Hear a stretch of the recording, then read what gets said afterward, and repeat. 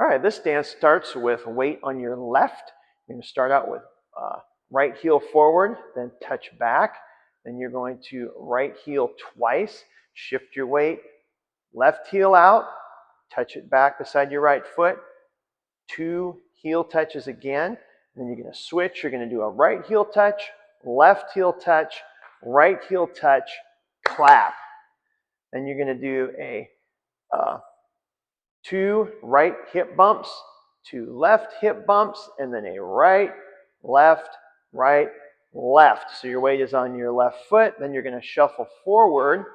You're going to rock forward on your left and recover back. And then you're going to shuffle on your left foot, rock back on your right, recover forward, shuffle again on your right. This time, instead of recovering, you're going to spin. And then you're going to come forward with a shuffle on your left. Bring that right foot forward, spin, half spin again. And you're going to do a quarter turn. This is to the new wall. Step beside it, stomp, clap. Dance starts over again.